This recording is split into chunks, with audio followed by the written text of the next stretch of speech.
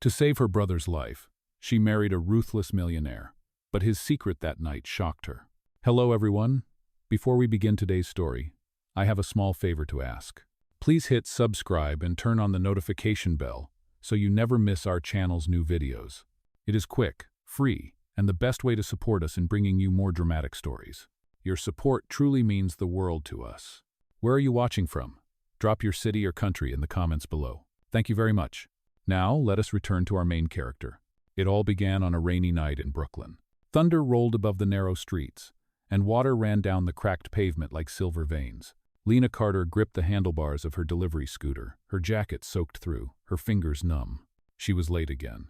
One more delay, and she would lose the only job that kept her and her little brother from being homeless. At the intersection of Kent Avenue and North 5th Street, she stopped beneath a flickering streetlight. The package on her back was labeled Aurel Incorporated, Urgent Delivery. She wiped the rain from her eyes and sighed. A fashion company, she thought. People in glass offices worrying about fabric while I am out here fighting the storm. But she pushed on, because giving up was never an option, not since her mother's gambling debt had swallowed everything. By the time she reached the towering glass building of Aurel, New York, it was past 10 p.m. The lobby glowed with marble and gold. She felt small, dripping rainwater onto the polished floor as the security guard frowned at her uniform. I just need a signature, she said, clutching the package. Deliveries are over for the night, he replied, unimpressed. Before she could argue, the elevator doors slid open with a soft chime. A man stepped out tall, composed, wearing a dark-tailored suit that looked like it cost more than her entire yearly salary. His gaze was sharp, commanding, but tired in a way that hinted at too many late nights and too many secrets. The guard straightened immediately. Mr. Smith. Lena froze. So this was Alex Smith, the CEO she had heard about on the news, ruthless, brilliant, and untouchable. He stopped in front of her, eyes sweeping over her rain-soaked clothes and trembling hands. Delivery? He asked quietly. She nodded. Yes, sir. For your office. It said urgent. He looked at the package, then at her, and something shifted in his expression. An idea, sudden and dangerous. Come with me, he said. She hesitated.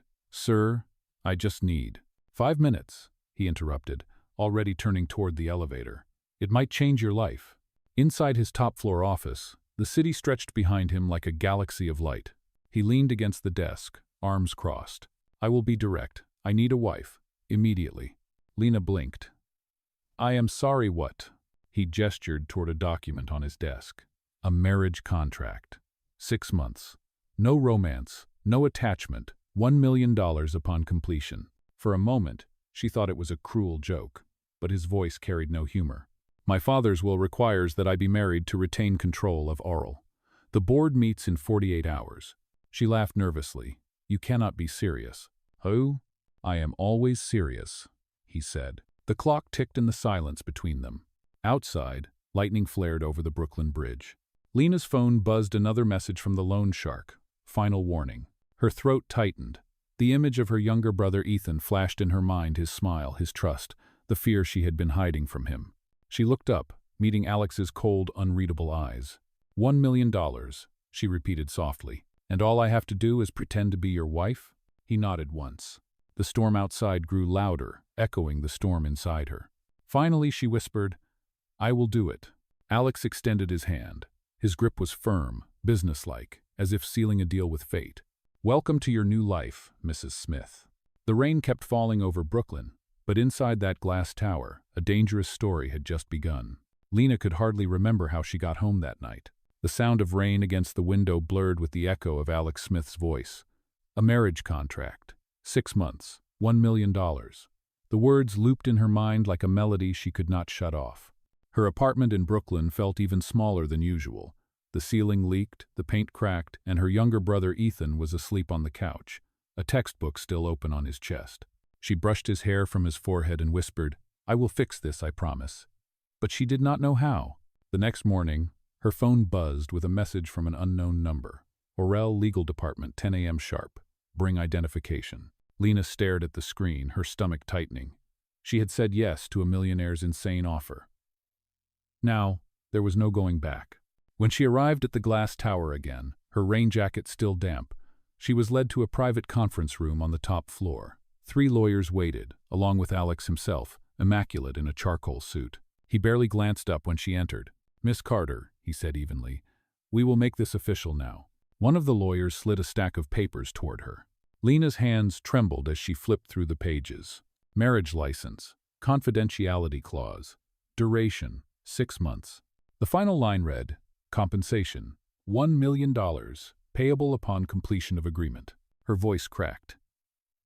"You really put it in writing?" Alex looked up, his tone calm but cold. "I do not make promises I cannot sign." For a second she wanted to run, but then she thought of Ethan, of the debt collectors, of her mother's desperate calls. She picked up the pen. "Let us get this over with," she murmured, signing her name. When she looked up, Alex was already signing his. He extended his hand again. "Congratulations, Mrs. Smith." The word Mrs. felt heavy in her chest, unreal, like a borrowed costume. The lawyers left, and silence filled the room. Lena broke it first. "So what now? Do we just pretend?" Alex nodded. "We will need to appear together at several events, starting tonight." "Tonight?" she gasped. He met her eyes for the first time. "There is a charity gala for the Arel Foundation. My father's friends will be there. They expect to meet my wife." She blinked, feeling the ground tilt beneath her feet. "I do not even have a dress." "That has been taken care of," he said, gesturing toward the hallway. "Follow me." Tway. Down the corridor, a stylist and a makeup artist waited with racks of glittering gowns. The stylist, a cheerful woman named Nora, smiled. "Let us turn you into Mrs. Smith." Lena wanted to protest, but Nora was already pulling her toward a mirror. An hour later, the transformation was complete. Her reflection took her breath away. The dark blue silk hugged her figure, the neckline elegant but modest. Her hair framed her face softly, and the small diamond earrings sparkled under the light. For a moment she did not recognize the woman staring back at her. When Alex returned, his expression flickered just slightly. He recovered quickly, adjusting his cufflinks. "You clean up well," he said. Lena crossed her arms. "Do not flatter me. I know what this is."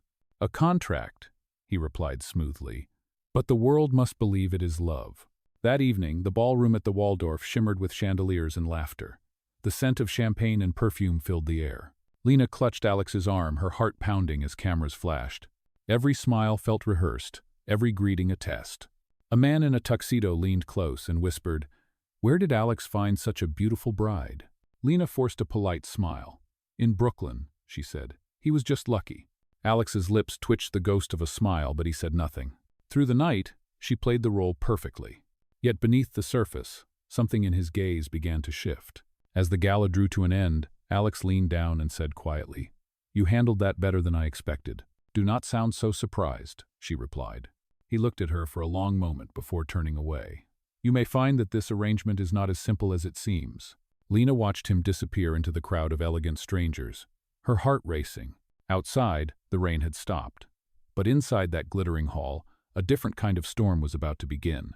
The next morning, sunlight poured through the wide windows of the penthouse, spilling across polished marble floors and glass walls that looked out over Manhattan. Lena blinked awake, disoriented. For a moment, she forgot where she was. Then she saw the folded wedding contract on the nightstand and the glint of a diamond ring that was not really hers. This was her new reality, the wife of Alex Smith, the ruthless millionaire CEO of Arel. Downstairs, she found him already dressed, sharp as ever in a navy suit, reading the morning paper at the kitchen island. The smell of coffee and quiet authority filled the air. "Good morning," he said without looking up. Lena hesitated in the doorway. "Morning. I was not sure if I should be here." He folded the newspaper neatly. "You live here now. Get used to it." Her cheeks flushed. "This place feels more like a museum than a home." Alex's eyes lifted to hers, unreadable. "It is not meant to be comfortable. It is meant to be efficient." She almost laughed. "I did not realize people built homes for efficiency." "I build everything for efficiency," he said softly, almost to himself. The silence between them stretched. She looked around, marble, glass, and cold perfection. No family photos, no books, no color. Only success carved into architecture. Later that day, Nora, the stylist, arrived with an assistant and a list of social appearances Lena was expected to attend. Charity brunches, press interviews, board dinners, all labeled mandatory. As Nora pinned a new dress on her, she whispered, "You know, you are braver than you look. Most women would run away from a man like Alex Smith." Lena met Nora's eyes in the mirror. Maybe I already did. And I just ran into him again. R1. That evening, Alex drove them to a corporate dinner at a rooftop restaurant in Midtown. The city lights shimmered below like a sea of gold. Lena sat across from powerful investors, smiling through questions that felt like traps.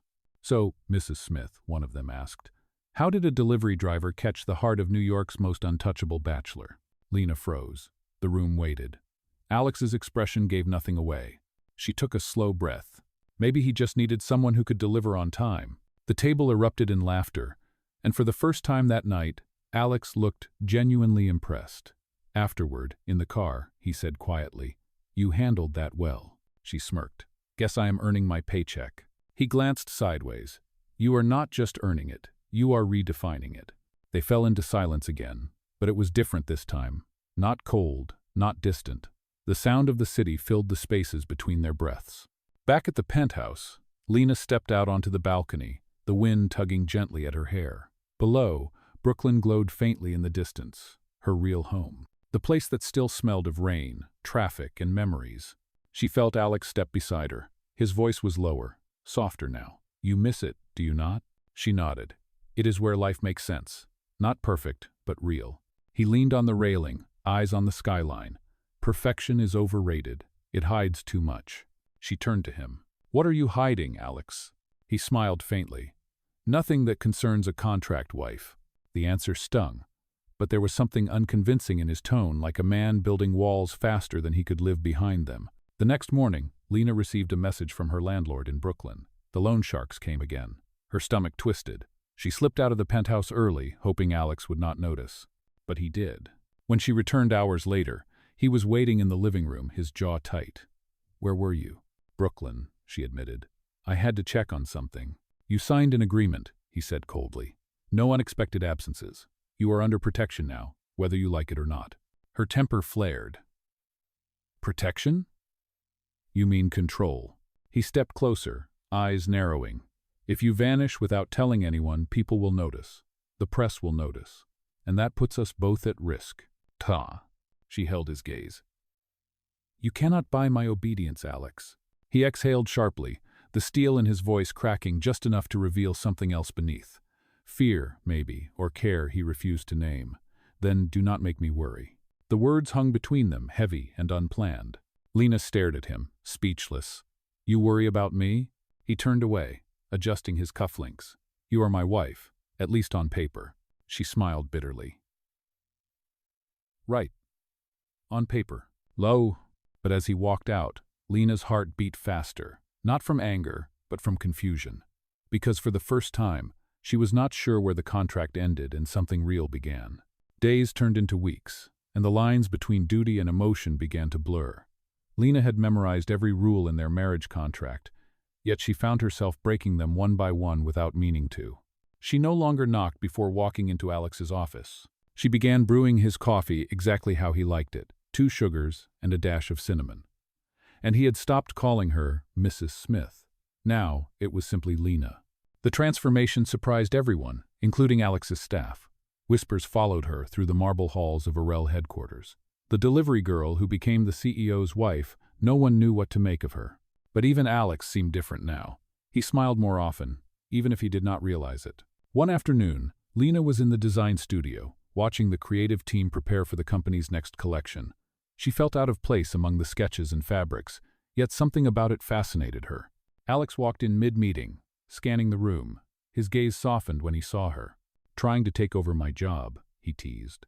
She grinned. "I'm just learning what you actually do besides signing papers." He smirked. "Careful. You might end up liking it." "Beiße." Their eyes met, and for a brief moment, the world outside disappeared. That evening, they attended another corporate dinner, this one smaller and more personal. Seated together at the end of a long mahogany table, they shared quiet jokes between speeches. When Lena leaned in to whisper something, Alex laughed, and several executives stared in disbelief. The ruthless CEO was laughing because of her. Later, as they left the restaurant, a sudden gust of cold wind swept through the street. Lena shivered. Without a word, Alex slipped off his coat and placed it over her shoulders. She looked up at him, startled. "You will freeze."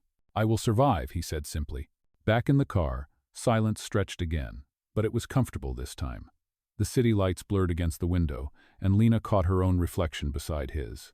Two strangers bound by a deal, yet slowly finding something that neither of them had planned. The following weekend, Lena insisted on visiting Ethan. "He worries when I disappear," she said. Alex agreed to drive her. It was the first time he had crossed the bridge into her part of Brooklyn.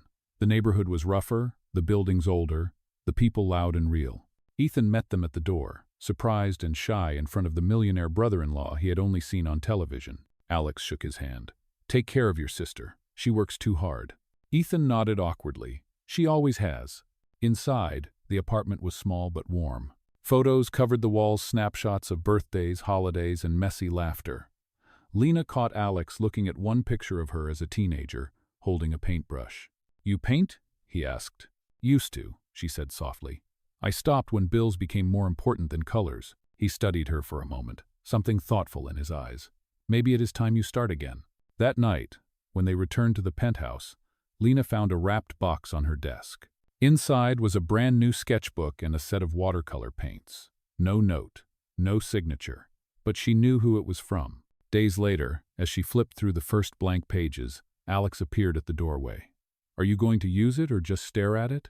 She smiled. "Maybe both." He walked closer, his voice lower. "I meant what I said in Brooklyn.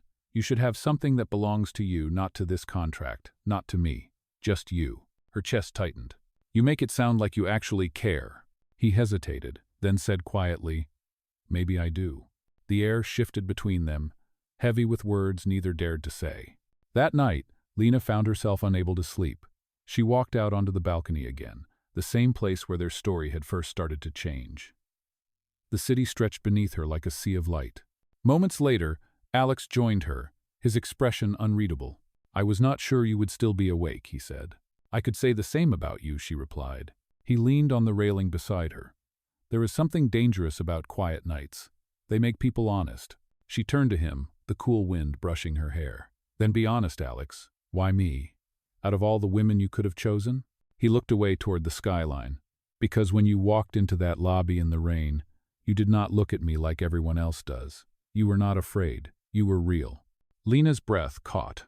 For the first time, she saw not the ruthless CEO, but the man behind the mask, lonely, guarded, and fragile, in ways she never expected. Neither of them spoke after that. The silence said enough. Somewhere far below, the city hummed, and for a brief, dangerous moment, it felt like the contract had already been broken. The morning after that quiet conversation on the balcony, something in the air between them had changed. Lena felt it in the way Alex poured her coffee without asking, in how his tone softened when he spoke to her. The house no longer felt like a museum, it felt lived in. But happiness in Alex Smith's world never lasted long. That week, Orel hosted a high-profile charity gala, the kind that drew reporters, investors, and social climbers. Lena had become accustomed to pretending by now, but this event carried a weight she could not name. She spent hours preparing under Nora's guidance, the stylist fastening a silver gown that shimmered like moonlight. When Alex saw her before they left, he paused for a heartbeat. "You look." His words trailed off, unusual for a man who always had something to say. She smiled softly. "Like your wife?" He hesitated. "Like someone who does not belong to this world, yet somehow makes it better." The gala unfolded in a sea of flashbulbs and champagne. Cameras followed them as they descended the grand staircase. Lena felt every stare, every whisper, but Alex's hand around hers steadied her, firm and reassuring. They mingled with donors and executives, their chemistry effortless now. To outsiders, they looked like a couple deeply in love. But beneath the glittering surface, Lena sensed a tension building in Alex, something unspoken. His smiles were there, but his eyes were elsewhere. During the main presentation, Alex was called to the stage. He spoke eloquently about innovation, philanthropy, and legacy, but his voice carried an edge of exhaustion. Lena watched, proud yet uneasy. She did not notice the woman who approached her until a sharp voice whispered beside her ear. "Enjoying your fairy tale?" Lena turned. Standing there was Victoria Hale, Orel's glamorous PR director, and Alex's ex-girlfriend. The woman's smile was cold and perfect. "I must admit," Victoria said, tilting her glass, "you play the part well. But do you really think anyone believes this marriage is real?" Lena straightened. "I do not care what people believe. Victoria leaned closer, her voice dripping with poison. You should. Because when Alex learns the truth about you, about your debts, your mother's gambling, your desperation, he will walk away faster than you can blink. Lena's pulse quickened. You do not know anything about me. One. Oh, I know everything, Victoria said with a smirk. I was the one who ran the background check before your marriage was finalized. He does not know yet, but he will. Lena froze. Her breath caught in her throat as Victoria turned and walked away, her perfume lingering like smoke. She tried to keep her composure, but when Alex returned from the stage, she could barely look him in the eye. He noticed immediately. What happened? Nothing, she said quickly, just tired. Arduquan. His brow furrowed, but before he could press further, photographers called for a picture. He took her hand again, and they smiled for the cameras. Picture perfect but hollow inside. Later that night, in the car ride home, silence filled the space between them. The city lights flickered past like ghosts. You have been quiet, he said. Long night, she replied. Lena, his tone deepened. If something is wrong, you can tell me. She forced a smile. Everything is fine, Alex. Lay. But it was not. When they arrived at the penthouse, Lena went straight to the balcony, letting the cold wind hit her face. She tried to steady her breathing, but her thoughts spun out of control. What if he finds out? What if he thinks I used him? Inside, Alex watched her from the doorway. There was concern in his eyes, but he did not know how to reach her. He had built an empire, yet he had no idea how to comfort the woman standing 10 feet away. Finally he spoke, his voice low. You do not have to keep pretending with me. She turned, startled. Pretending? That you are fine, that this is easy. Lena swallowed hard. It was never supposed to be easy. He took a step closer, the distance between them shrinking. Then maybe we stop pretending altogether. Her heart pounded, unsure if he meant the contract or the feelings neither dared to admit. The storm that had been brewing in silence was finally close enough to break. And somewhere deep inside, Lena knew the next choice they made would change everything. The days after the gala felt heavier than usual. Lena tried to focus on her routine morning coffee, reading reports for Alex, sitting in on charity meetings, but Victoria's words would not leave her mind. He will find out. He will walk away. Each time Alex looked at her, she felt exposed, like the truth was already written on her face. Yet, he seemed gentler. He lingered in conversations longer, smiled more easily, even walked her to the car instead of sending a driver. It confused her. If he was still the ruthless CEO everyone feared, then why did his presence feel like safety? One evening, Alex invited her to a small dinner at the penthouse. The city below shimmered under a soft rain, the sound tapping gently against the glass walls. He had ordered her favorite meal, Thai noodles, with shrimp and a bottle of white wine. Lena blinked in surprise. You remembered? He shrugged. I pay attention. For a while, it almost felt like a real marriage. They laughed about Nora's dramatic fashion advice and shared stories from their childhoods. Alex admitted that he had once dreamed of becoming an architect before his father forced him into business. You would have been good at it, Lena said. You like structure. You like building things. He smiled faintly. And you? What did you want to be before the world told you to grow up? Her voice softened. An artist, but paint does not pay bills. Their eyes met across the table, and for a long moment, neither looked away. The air was quiet, fragile, charged. Later that night, Lena could not sleep. She stepped onto the balcony, wrapped in a blanket, watching the lights fade into the horizon. She heard the door open behind her. Alex joined her, his shirt sleeves rolled up, his tie gone. You keep finding reasons to escape out here, he said. It is the only place that feels real, she answered. He leaned on the railing beside her. You know, when my father died, I thought money would fix everything. I thought if I built something big enough, it would fill the silence he left behind. But it never did. Lena turned toward him. Maybe silence does not need to be filled. Maybe it just needs someone else to stand in it with you. Boffin. He looked at her, eyes unreadable, then reached into his coat pocket. There is something I want to give you. Inside was a small velvet box. When he opened it, Lena saw a simple silver necklace with a small, curved pendant shaped like a paintbrush. Her breath caught. Alex, what is this? A reminder, he said quietly, of who you were before all this. Her eyes shimmered. Why are you doing this? He hesitated. Because I want you to have something that is not part of a deal. What? Before she could respond, his phone buzzed sharply on the table inside. The moment shattered. He answered the call, his tone shifting instantly.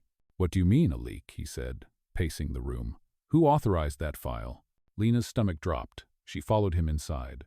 What happened? He looked up, fury darkening his face. Someone leaked confidential documents, financial records, personal contracts, including ours. Her chest tightened. What? That is impossible. Prom? Alex's expression turned cold, suspicion flickering in his eyes. The documents came from within the company network, from an account under your name. The world seemed to tilt. That cannot be right.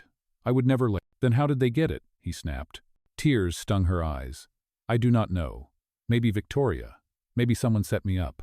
Alex ran a hand through his hair, torn between anger and disbelief. Do you have any idea what this means? The board will call an emergency meeting tomorrow. If they see this, they will think I married you to manipulate company assets. Lena stepped closer. Please, Alex, you have to believe me. He looked at her, pain and distrust clashing in his eyes. I want to, but right now, everything points to you. The words hit harder than she expected. For the first time since the contract began, Lena felt the walls closing in. She reached for him, but he stepped back. Until I know the truth, he said quietly. I think you should leave. Love. The necklace hung heavy in her palm as she turned away. Outside, the rain had turned into a downpour, washing across the streets of Brooklyn once more. The same rain that had brought them together was now taking her away. Lena left the penthouse before dawn, clutching the small velvet box in her hand. The rain had stopped, but the city still looked cold and gray. She had nowhere to go except back to Brooklyn, back to the apartment she once called home. The building seemed smaller now, worn down and heavy with memories she had tried to leave behind. Ethan was waiting at the door. His face lit up for a moment, then dimmed when he saw her eyes. What happened? He asked. She forced a smile. Nothing I cannot handle. But her voice trembled. The truth was, she had lost everything again, her home, her safety, and the man she had started to believe in. Across the river, Alex sat alone in his office at Orel, staring at the glowing headlines on his screen. CEO's secret marriage scandal, fake wife exposed. The words blurred together, but the image beside them was sharp. Lena, her smile genuine, standing beside him at the gala. His assistant knocked softly. Sir, the board meeting starts in 20 minutes. Alex nodded without looking up. I will be there. In the meeting room, the tension was thick. Several board members whispered behind stacks of documents. Victoria sat near the end of the table, her lips curved in satisfaction. Mr. Smith, one of them began. These leaks have caused serious damage to the company's reputation. We need an explanation. Alex's jaw tightened. The accusations are false. Victoria leaned forward, pretending concern. Then perhaps you should tell us why the documents were traced back to your wife's account. For a moment, silence filled the room. Alex's hands curled into fists. Leave her out of this. But Victoria only smiled. It is too late for that. She already left you, did she not? Her words struck deeper than he expected. Alex stood abruptly, his voice firm. I will find out who did this, and when I do, I promise you, they will not hide behind my wife's name.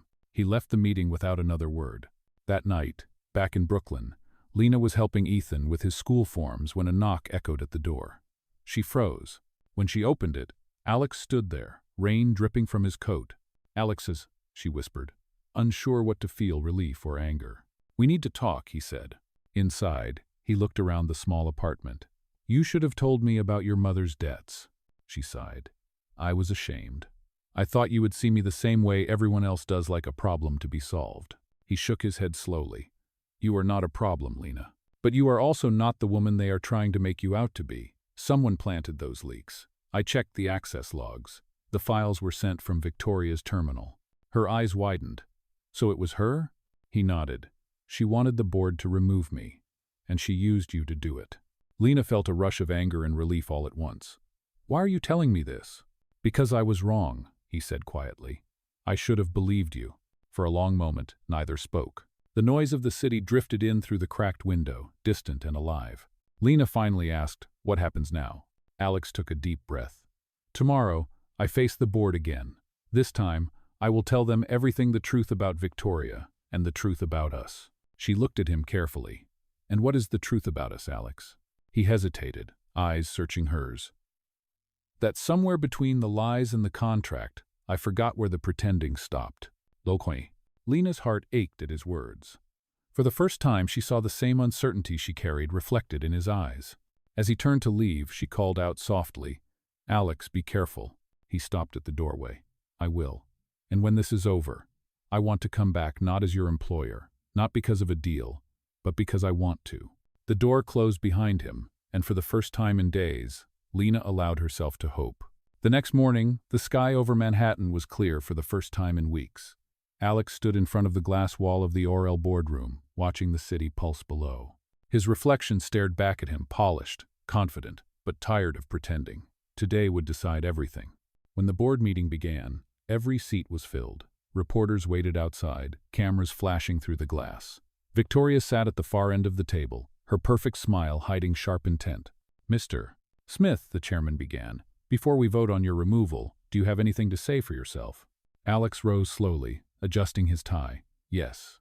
For years, I have run this company with pride. But recently, someone decided to destroy what we built from the inside." He turned toward Victoria. "The files that were leaked came from your terminal, not my wife's. I have the system logs and a sworn statement from IT confirming it." A murmur rippled across the room. Victoria's face paled. "You cannot prove." "I already did," Alex said, placing a folder on the table. "You framed Lena Carter to protect yourself. You thought you could use her background against me." The chairman skimmed the documents, then looked up sharply. "Miss Hale, is this true?" Victoria's composure cracked for the first time. "I did what was necessary." He was destroying this company with his charity projects, his reckless decisions. "No," Alex cut in.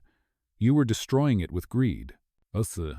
Security entered the room quietly as Victoria's voice rose in protest. Within minutes, she was escorted out, leaving behind only the echo of her heels on the marble floor. When the meeting ended, Alex stepped outside into the sunlight. Reporters swarmed him, shouting questions about his fake marriage. He stopped, facing the cameras directly. "My marriage to Lena Carter began as a contract," he said steadily. "But what started as business became something real. She showed me that wealth means nothing without integrity. I will not hide behind lies any longer." The flash of cameras exploded around him, but he no longer cared. That evening, back in Brooklyn, Lena was sitting by the window, sketching in her new notebook when her phone buzzed. A news alert flashed across the screen. "Orel CEO defends wife, exposes corruption scandal." She covered her mouth, eyes welling up. He had done it. He had risked everything. A knock sounded at the door. Her heart raced as she opened it and saw Alex standing there, the same man who once offered her a deal, now looking like someone who had finally found peace. "You did it," she whispered. He nodded. "It is over. The board cleared my name. Victoria is gone." "And what about us?" she asked carefully. Alex stepped closer. "That is why I am here." He reached into his coat and pulled out the old contract, the same one she had signed months ago. He unfolded it slowly, then tore it in half. "No more deals," he said. "No more rules. If we stay together, it will not be because of an agreement. It will be because we choose to." Lena's eyes filled with tears. "You do not owe me anything, Alex." He smiled faintly. "You are wrong. I owe you the truth." He took something from his pocket and placed it in her palm, the silver necklace with the paintbrush pendant. "You gave me reason to fight again. You reminded me of who I wanted to be." Her voice broke. "And what do you want now?" He met her gaze. "You." Outside, the sun was setting behind the skyline, painting Brooklyn gold. For the first time since their marriage began, Lena did not feel like a stranger in her own life. Alex reached for her hand. "Come with me tomorrow. There is something I want to show you." She nodded slowly, her heart steady for the first time in months. Whatever waited beyond tomorrow, it would no longer be a contract, it would be a choice. The next morning, Lena followed Alex through the quiet streets of Brooklyn. The air smelled like coffee and sunlight after rain. They turned a corner, and she froze when she saw it. A small storefront with wide glass windows and a new sign above the door. In elegant gold letters, it read, "Lena Line, inspired by everyday strength." She looked at him in disbelief. "What is this?" Alex smiled softly. "A new division under Orel. Affordable designs, made for real people. For the kind of woman who rides a scooter through a storm to deliver a package. For you." Lena blinked back tears. "You named it after me?" "I did more than that," he said. "You will run it. I already transferred ownership. This is your studio, your vision." Her hands trembled as she stepped inside. The space was bright and full of life. Fabrics hung from racks, sketches lined the walls, and in the center stood a framed photograph from the gala. In it, she and Alex were laughing, unaware the camera was even there. Underneath the photo was a small plaque that read, "Built from courage, not contracts." Lena turned to him, overwhelmed. "I do not know what to say." He took her hand gently. "Then do not say anything. Just promise me one thing, that you will never forget who you are." For a long moment, they stood in silence, the morning light spilling across the floor. Then Alex pulled a small box from his pocket. "This time," he said quietly, "it is not part of any deal." Inside was a ring, simple but beautiful, a single diamond set in silver. "Lena Carter," he said, his voice steady but soft, "will you marry me for real this time?" Her breath caught as the world seemed to blur around them. "Yes," she whispered. "Yes, I will." He slipped the ring onto her finger, and for the first time since their paths had crossed, everything felt right. Not perfect, not polished, but real. Outside, the sound of Brooklyn woke fully: car horns, footsteps, laughter. Ethan arrived moments later, grinning wide, carrying a small bouquet. "Mom said flowers bring luck," he said shyly. Alex chuckled, placing a hand on the boy's shoulder. "Then we are going to need a lot of it." Lena laughed through her tears. The laughter echoed through the little studio, mixing with the hum of the city. As the camera of life pulled back, the image was simple but powerful. A girl who once had nothing, standing beside the man who had learned that love was worth more than legacy. From that day on, Lena Line flourished, not as a business deal, but as a symbol of second chances and true partnership. Because in the end, the greatest contracts are not written on paper, they are written in the heart.